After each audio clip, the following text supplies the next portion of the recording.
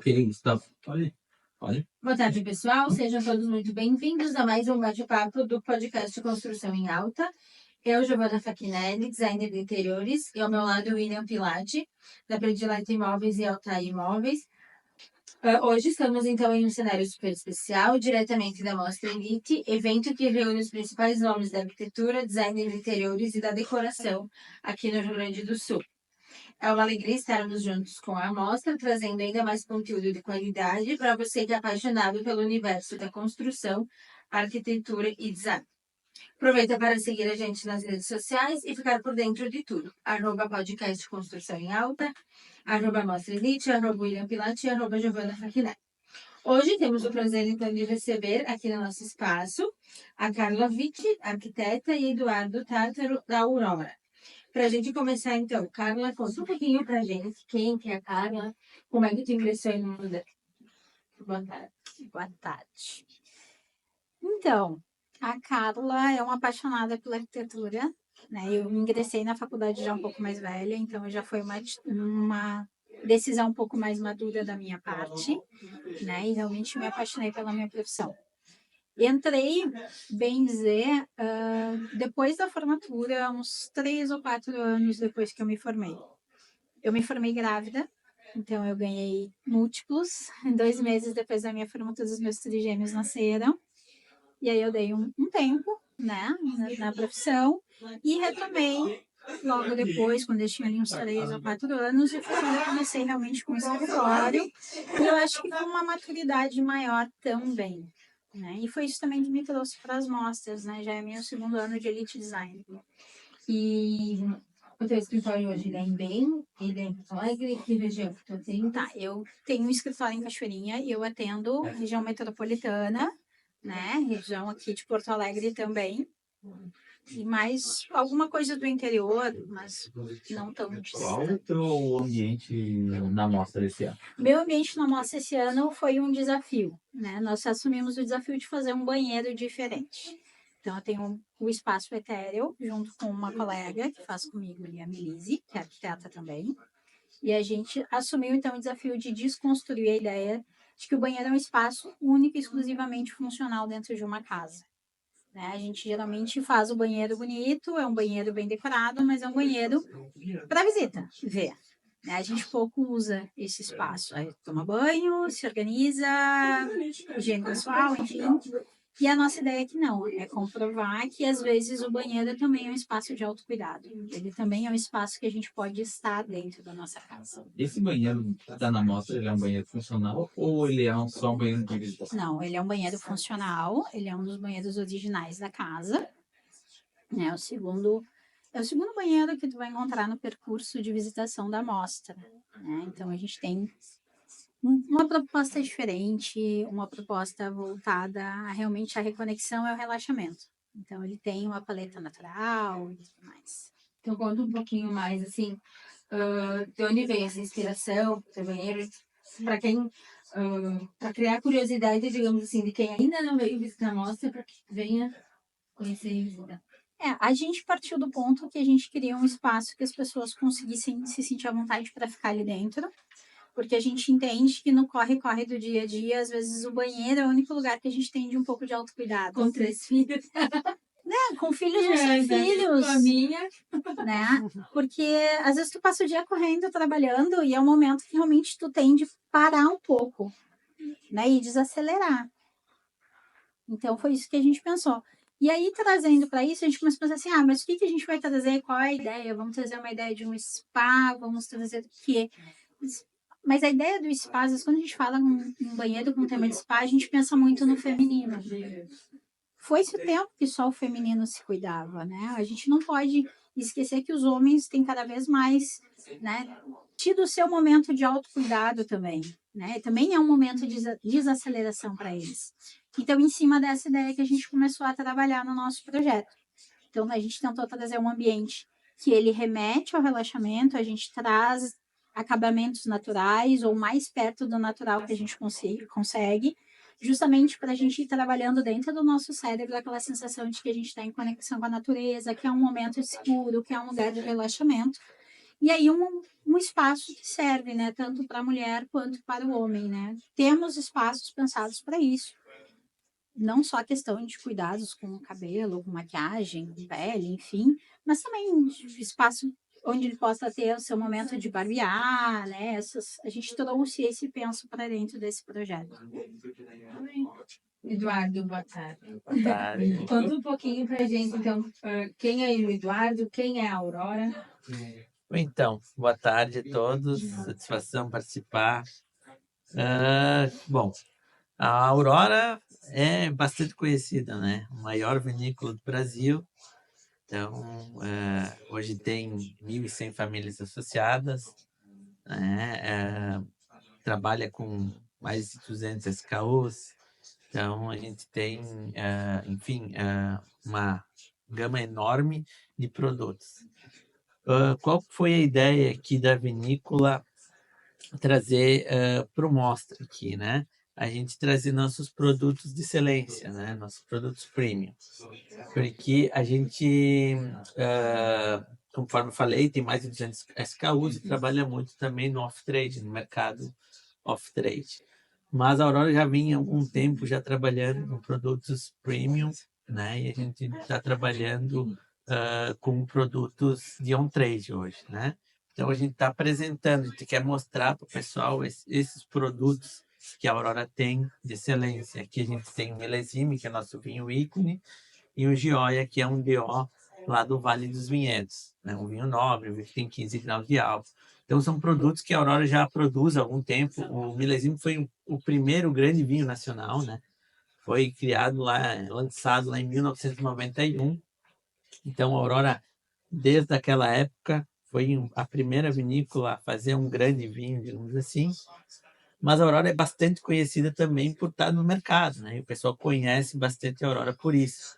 Então a gente vem criando já esse espaço para a gente mostrar a qualidade dos produtos que a Aurora tem também nos vinhos premium, né?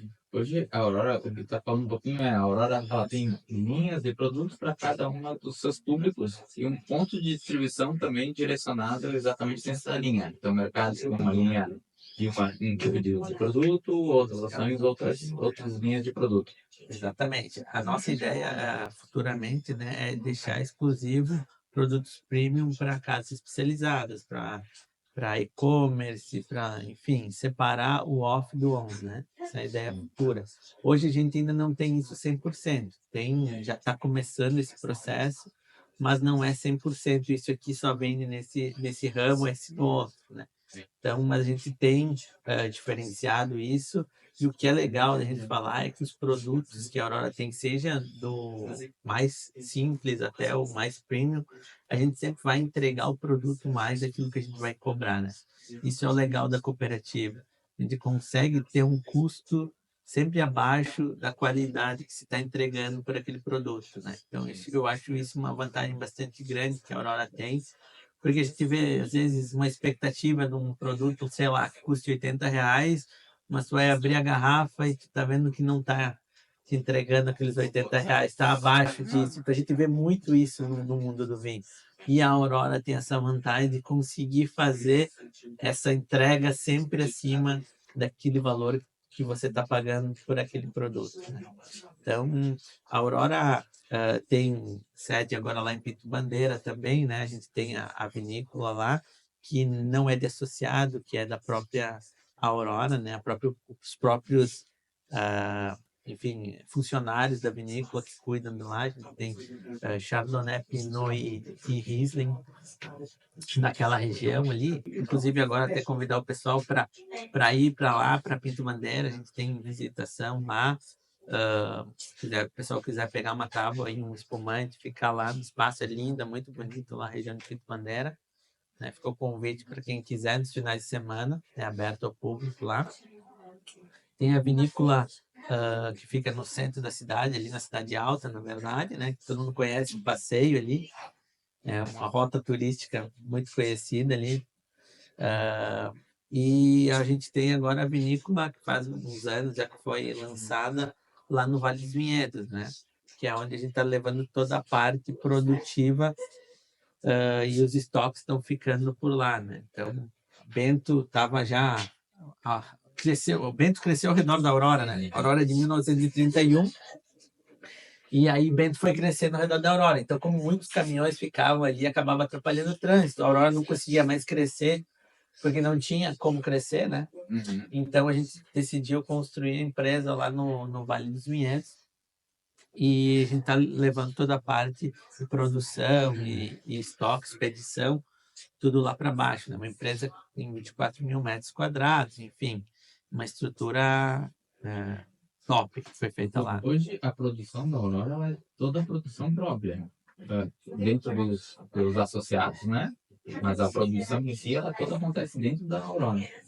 Na verdade, a cooperativa, a gente recebe as Cooperados, uvas isso. a gente recebe dos cooperados, né?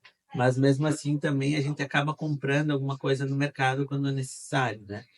Mas hoje os associados, sim, eles entregam todos os produtos na Aurora, e a Aurora é obrigada a receber, né? Então, eles são obrigados a entregar, e a Aurora é obrigada a receber. Esse é o processo, né? Que funciona. Serra Gaúcha é o que mais tem, 90% de produção é dali da Serra, né? E como é que funciona a questão de ter sempre... Todo ano tem um vinho novo, né? Um rótulo novo, mesmo que seja um já tradicional. Essa entrega, essa questão de lotes e tudo mais, chega a mudar o gosto, chega a mudar algo do tipo de uma safra 2024, uma safra 2025, uma safra 2023, mesmo sendo o mesmo rótulo. Muda, muda. A gente trabalha com clima, né? Então a gente depende muito dele, né? Então, por exemplo, o ano passado a gente teve uma quebra de safra de quase 50% na Aurora, né? Então isso dificultou a questão da quantidade de produto, porque teve muita chuva em momento que não era para chover, então se perdeu muita uva, se teve uma produção bem menor. Isso atrapalhou muito a questão de volume de produto, né? Então a gente teve esse problema. Esse ano já não foi esse problema. Mas respondendo a tua pergunta, a gente depende muito do clima. Então, se a gente tem um clima mais seco, em determinado tempo, a gente vai ter uma uva melhor. Uhum. Ou se chover na hora que não pode chover, vai ter uma uva inferior. Então, tudo isso vai alterar, a gente fala o terroir, né? Que é o clima, o solo, acaba alterando isso e, consequentemente, tu tem um produto, apesar de ser o mesmo rótulo, produto, a mesma casta, no caso, o Cabernet Sauvignon, Uhum. ele vai ser diferente, né? Que variação. No caso aqui, o exemplo Milésime, né? Que é o nosso vinho premium. Ele é feito 100% com Cabernet Sauvignon. E ele só sai em safras espetaculares, que a gente chama, né? Então, a gente lá tem uma safra que a gente acredita que aquele Cabernet Sauvignon vai estar perfeito para a produção daquele produto, a gente separa. Só que a gente tem segundo momento, né? Que é a parte do processo do produto. Então, tu passa lá pela barrica, fermentação, aí depois vai para a barrica, todo esse processo ele tem que manter o padrão altíssimo. Se começar a cair, o pessoal não lança o milésime e larga para um outro vinho daí, né? Então é tudo isso que a gente... E sobre mim, né? Eu comecei a trabalhar na Aurora em 2009, né? Fiquei 6 meses como temporário, né? Comecei trabalhando na loja de vinhos lá da Aurora. E aí fiquei 1 ano e meio trabalhando na loja e depois surgiu a oportunidade de eu ir para o marketing. Aí fiquei 3 anos trabalhando no marketing da vinícola e depois surgiu uma oportunidade para vir a Porto Alegre trabalhar no comercial. Então hoje eu sou supervisor de vendas, de trade, né?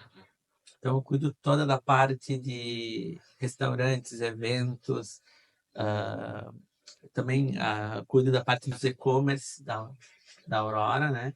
E também ajudo lá na Serra, também lá em Bento, né? Sim. Com a questão dessa do on-trade. E como é que vocês fazem? A gente fala muito em captação, enfim. Como é que vocês fazem essa captação para entrar em restaurantes? Ou a Aurora por si só, ela já. Não, esse é um processo difícil, não? Trabalho de formiguinha que a gente fala, né? Uhum.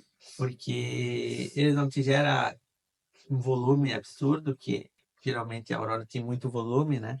Então, são nichos diferentes. O off-trade, ele gera...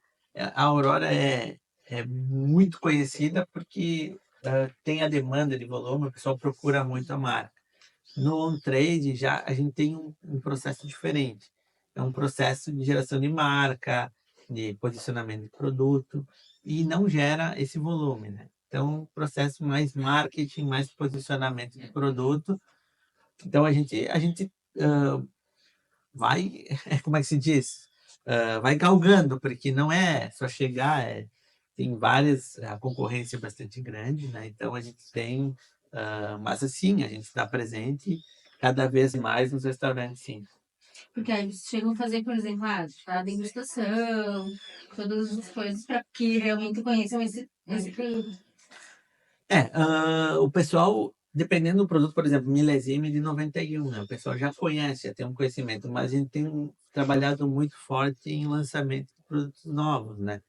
Agora, nesses últimos anos, foram lançados vários rótulos, ah, lançamentos, premium, troca de rótulo também. Recentemente, a linha Pinto Bandeira lá, que a gente produz lá em cima. Não sei se o pessoal conhece, mas o Pinto Bandeira é uma região bastante conhecida por brancos e espumantes. Lindo lá. Então, e a qualidade dos produtos está sendo já bastante conhecida, né? Agora, recentemente, entrou a DO também, né? Que é a denominação de origem, para Pinto Bandeira, a gente já tinha lá para o Vale dos Vinhedos, no Merlot, e agora a gente está com os espumantes lá em Pinto Bandeira. Então o pessoal conhece, procura, então, e vê essa questão da qualidade do produto, e o pessoal acaba, de fato, comprando, porque vê que é um produto que tem qualidade. Né? E é isso que eu falei para vocês, ainda que a Aurora consegue ter o preço também, né? Então, Sim, a isso qualidade e é o preço dentro onde isso, sempre sempre vai entregar acima, então o pessoal vê isso, o pessoal conhece, sabe disso e acaba procurando, né? Maravilha. Carla, muitos que a gente conversou, enfim, tiveram. A gente está falando aqui de uma casa dos anos 60, né? Então, teve algumas coisas que vocês não puderam modificar. Como é que foi essa junção, assim, no teu espaço entre os anos 60 com o contemporâneo? Eu vou dizer que não foi tão difícil, porque eu gosto dessa ideia. Isso está dentro do meu trabalho, né? Eu tento sempre preservar, e essa é uma das perguntas que eu sempre faço para o meu cliente, né? Tem um móvel de família? Tem alguma coisa que tu quer manter? Porque é importante que tenha história, né? Eu acho que quando a gente trabalha com a parte de arquitetura, eu trabalho mais voltada para a parte de reformas, né? E pequenas ampliações, assim, é importante que a pessoa se sinta bem. Claro, é lindo quando a gente faz um ambiente aqui, a gente faz um ambiente sem cliente, um ambiente com cara de revista e etc. Eu acho lindo, mas isso foi uma coisa que a gente tentou trazer para o nosso ambiente também, o espaço com cara de espaço utilizável. Não é só um espaço de revista. Eu acho que é muito importante para mim, para minha realização pessoal, que o meu cliente se sinta em casa onde ele está. Né? Então, quando vem a proposta de que vamos respeitar a história da casa, vamos respeitar o que tem aqui, nossa, para mim foi um presentinho embalado, né? Porque eu já não ia descaracterizar o meu espaço. Sim. Né? Vou comentar uma coisinha agora sobre a questão de fazer mostra, algo para uma revista, né? E por outro lado, do dia a dia do cliente, né? Como é que é a diferença que foi para ti produzir um projeto para uma amostra e como é a produção de um projeto para um cliente? Tu trabalhou com um perfil, com um avatar, é isso, cliente ideal para a amostra ou não? Tu veio com as tuas inspirações, com a tua cara? Sim. A amostra, ela te dá isso. Ela te dá uma tela que tu pode pôr a tua criatividade. Quando a gente trabalha com o cliente, por mais que cada arquiteto tenha a sua assinatura, e a gente vê, quando a gente olha assim os projetos, mesmo que não sejam só projetos residenciais, tu consegue ver uma determinada característica relacionada àquele, né, aquele profissional que fez aquele projeto. A gente traz essa característica, mas a gente preza, principalmente eu prezo dentro do escritório, a satisfação do cliente. É o cliente que vai usar aquele espaço. Então, é preciso que ele tenha a cara dele, né? Que ele se sinta confortável, que ele se sinta em casa. É em cima disso que eu trabalho. Quando a gente vem para a mostra, eu também trouxe isso. mas eu trouxe um pouco mais livre de amarras, porque daí é o meu sentir-se em casa. Eu projetei, eu pensei assim, a gente tem esse espaço, né? Isso foi uma conversa que a gente teve com a minha colega também.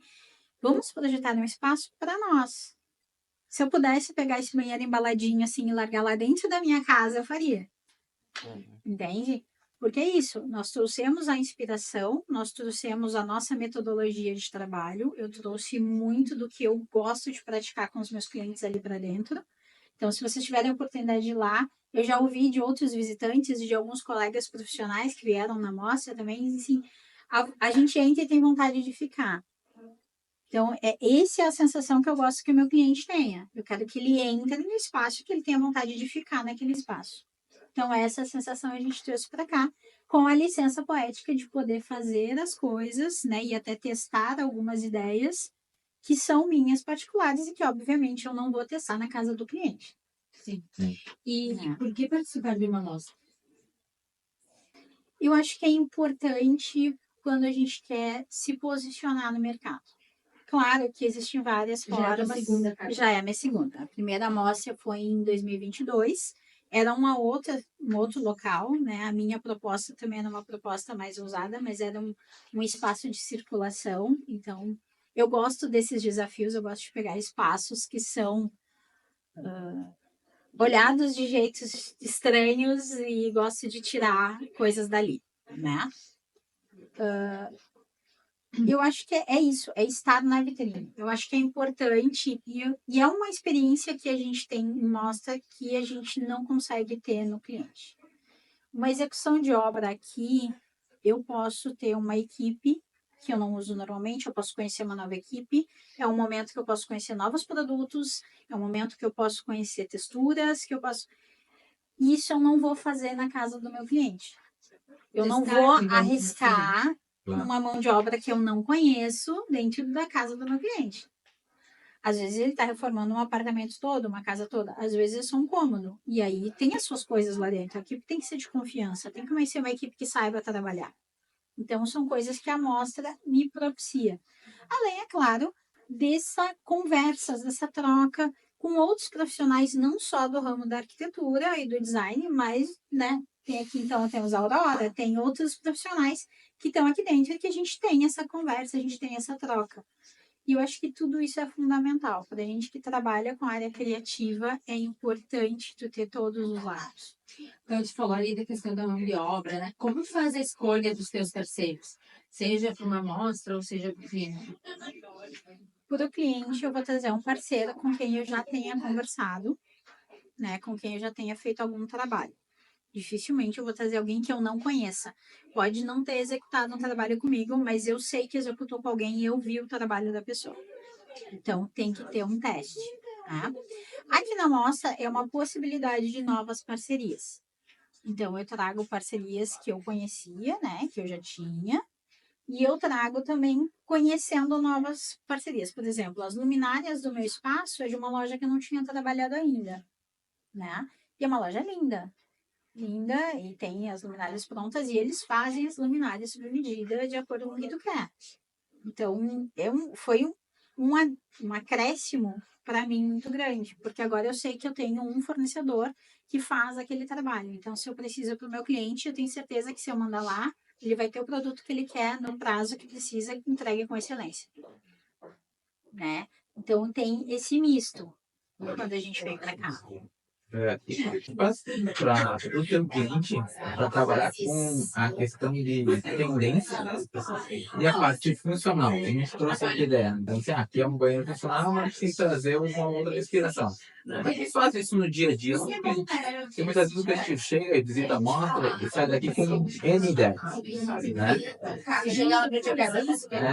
E talvez não cabe, talvez não é o perfil dela. Como é que lida com isso? Isso a gente tem que ter uma conversa muito franca com o cliente. Eu gosto de ser bem transparente com os meus clientes. Né? O primeiro trabalho que a gente faz com o cliente é a reunião de briefing, que é para a gente entender o que ele quer e o que ele quer, precisa e não sabe o que quer. Porque tem muito isso. Né? Às vezes, quando a gente vai consumir alguma coisa, é assim, a gente chega lá achando que precisa de uma coisa e no final das contas aquilo não vai suprir a nossa necessidade.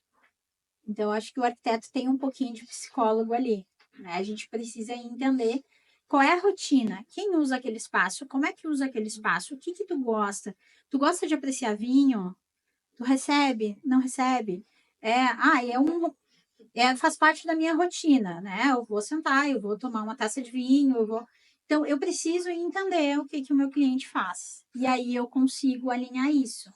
Ah, isso é uma tendência. Bom, vamos ver dentro da tua rotina se essa tendência funciona ou não. Dependendo do que tu vai reformar, tipo, é um armário. Bom, se é algo que tu pode trocar logo em seguida que tu enjoar, ok. Se é uma coisa que precisa mais tempo, então a gente já vai. Eu vou fazendo essas indicações e a gente vai chegando. Na verdade, o processo de projeto dentro do meu escritório é uma coautoria. A gente trabalha junto, né? A gente vai discutir, o cliente vai vir da amostra e vai dizer assim, eu quero isso, isso, isso. Tá, então vamos fazer um penso em cima disso e vamos entender se isso realmente funciona para ti ou não funciona. Se funciona, a gente vai dar um jeito de fazer acontecer, né? Dificilmente fazer para o meu cliente assim, não, isso é impossível. Não, a gente vai dar um jeito. Entendido. Eduardo, como é que tá? Tu tem uma carreira longa dentro da Aurora, né? Como é que tá o aumento do consumo da população pelo vinho e pelo espumante? Existe algum número? Existe esse crescimento? Quem é da Serra, como nós, normalmente já tem uma percepção, né? Mas Nós estamos existe fora da números... curva. Não dá pra fazer isso. Você tem que Lá na falar, Serra, né? lá na Serra nós estamos fora da curva. Fora O Brasil do vinho, mas- é outro mundo. Existe esse crescimento mesmo ou não existe? Existem números que comprovam isso? Existe o crescimento, deu um crescimento bastante grande ali na época da pandemia, né? O pessoal ficou em casa e se abraçou no vinho, né? Então existiu um crescimento naquele período, ainda existe um crescimento baixo ainda e a gente tem muito a crescer, tá? Mas existe um crescimento, a gente percebeu isso, na pandemia foi mais expressivo, tanto é que faltou produto, né? A gente não tinha produto para entregar porque parou de entrar coisa de fora para cá e a gente consumiu produto interno. Então isso a gente percebeu e a gente viu que a gente ainda não tem estrutura ainda para conseguir absorver o consumo que não seja de fora também, né? Então, mas existe o crescimento, a gente tem trabalhado com isso. Ainda é muito baixo, né? É bem baixo o número de consumo, falando de Brasil, né? Muito baixo do que a gente pode melhorar ainda, até tem um longo caminho, né? A gente, como produtor, ainda comparando ao velho mundo, né? França, Itália, enfim, esses países tradicionais, milenares na produção de vinho, a gente ainda é um bebê. Mas o que a gente percebe? A gente percebe que nós evoluímos muito a qualidade nos últimos 10, 15 anos. Produto nacional, o espumante já está consolidado, né, no mundo inteiro. Hoje eu digo que qualquer concurso que a gente for participar com espumante, a gente entra tranquilamente em qualquer lugar do mundo.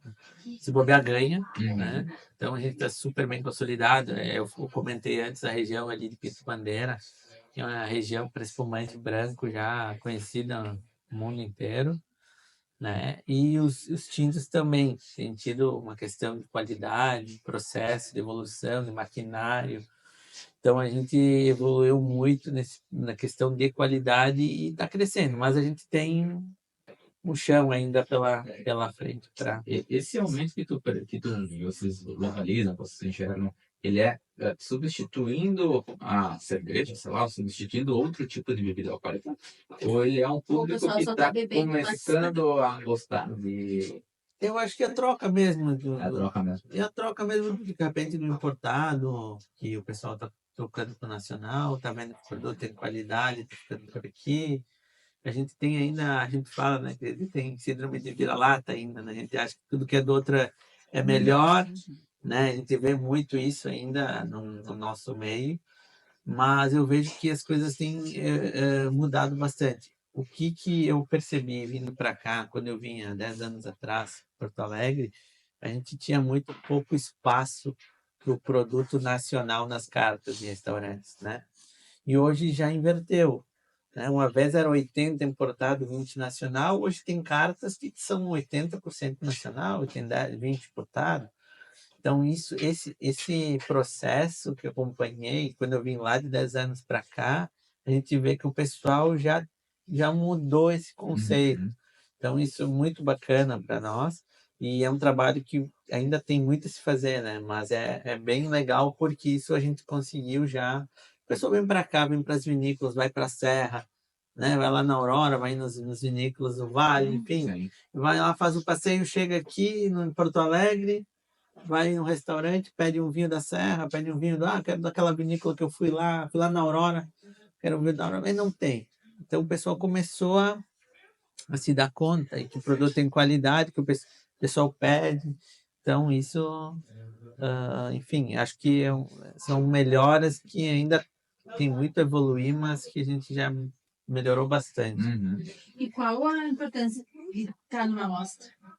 Pois então, acho que para a Aurora, o legal de nós estarmos aqui, eu fiz questão de estar aqui, porque a gente mostrar para o pessoal exatamente os produtos premium que a Aurora tem, né? Muitas pessoas não conhecem os produtos premium da Aurora. O pessoal conhece os vinhos premium de outras vinícolas, mas não conhece. Acho que a Aurora só tem um produto que vende lá no supermercado, Uhum. que não quer dizer que seja ruim, mas é outra proposta, outra batida de faixa de produto, de público também. Uhum. Então, eu quero mostrar para as pessoas que a Aurora tem o produto premium, que tem essa qualidade nos produtos de alta gama, né? Acho que essa é a grande proposta, sendo que a gente viu o projeto, né, da adega aqui, e a gente achou super bacana, achou que combinou muito com o vinho nacional, com a Aurora. Eu acho que foi o projeto que a gente fez questão de estar aqui por essa questão, né, de mostrar exatamente isso. E falando né, enfim, numa amostra a gente sempre fala muito em tendências, né? Em o que esperar ali daqui para frente. No mundo do vinho, o que vocês enxergam como tendência ou o que esperar daqui para frente? Pois então, o que eu vejo, tá? A gente vê assim muito o pessoal agora tá. A gente percebe um novo consumo agora de pessoas que também estão reduzindo o consumo da bebida alcoólica. Esse é um novo mercado que está surgindo aí. Então, a gente lançou já o Aurora Zero, né? Tá entrando alguns vinhos zero álcool também no mercado. Essa é uma proposta de um novo nicho de consumo que está entrando aí, tá, né? Necessário a gente falar isso. O pessoal tá, a nova geração está se alimentando melhor, está fazendo mais exercício físico, está consumindo menos álcool. Então é um nicho de produto que a Aurora já percebeu que tem, está caminhando por ali também. Outra questão que a gente está fazendo muito é a questão de lançamento de produtos novos, né? Então, a gente lançou há uns anos atrás o Gioia, que é um DO lá do Vale dos Vinhedos. A gente lançou um Extra Brut, agora vai vir um Extra Brut Rosé, né? O Surli, que é um produto que a levedura fica em contato com o espumante, né? Então, é um espumante turvo, Uhum. né? Que é uma tendência de mercado também, a Aurora se adaptou a isso. Então, eu acho que isso, a gente a se adaptar às mudanças e o consumidor quer mudança, sempre quer coisa nova, né? O pessoal hoje está querendo consumir uma coisa, amanhã quer uma coisa diferente. Então, a gente se adaptar a essas mudanças, né? E sempre prezando pela qualidade. Uhum. E no nosso ramo, cara, o que tu enxerga aí como tendência, enfim, ou daqui para frente? Eu acho que veio já para ficar, né? A mesma colocação de mercado que ele traz, né, também funciona para nós. Se a gente olhar para o mercado hoje, né, essa geração que vem, que está se tornando adulta, que está começando, né, essa caminhada de formar famílias, enfim, é uma geração que já não é mais noturna, por exemplo. Isso é uma coisa que a gente estava conversando um pouco antes, né? É uma geração que eles gostam da resenha em casa, eles gostam de receber em casa, eles gostam de ter o conforto dentro da sua casa. E eu acho que isso não é uma questão de tendência, eu acho que é uma questão que veio para ficar, que a tendência tem um prazo. Sim, É uma mudança cultural. Né? É uma mudança cultural e é uma mudança que já começa lá na pandemia, quando a gente foi obrigada a ficar dentro de casa. Então a gente olhou para Diversificou, casa e a gente entendeu que a casa não é só um lugar que eu vou lá, como, durmo, saio para você trabalhar e vou para um restaurante e tal. Não, né? A gente está recebendo mais pessoas em casa. Então isso eu acho que as tendências vão seguir nessa batida. E assim encerramos mais uma entrevista especial do podcast Construção em Alta, diretamente da Mostra Elite. Muito obrigada, Carmen e Eduardo, por estarem conosco. E quem quiser entrar em contato com vocês, os contatos, os arrobas. Bom, me encontra no Instagram, @arc.carlavit, né? E lá tem os dados de e-mail, telefone, né? Quem passar aqui pela mostra vai ter na revista da mostra, tem o QR Code do Instagram no meu espaço também. E assim vai me encontrando. Eduardo. O meu Instagram é @eduposantártaro. Pode me encontrar lá. E, enfim, a gente troca ideia por lá. Conversa. Lembrando, siga o @podcast Construção em Alta, o @Mostra Elite Design e também nossos perfis pessoais, @William Pilati e @Giovana Facchinetti. Na semana que vem tem mais direto da Mostra Elite Design com novos convidados e muita inspiração para vocês. Até lá!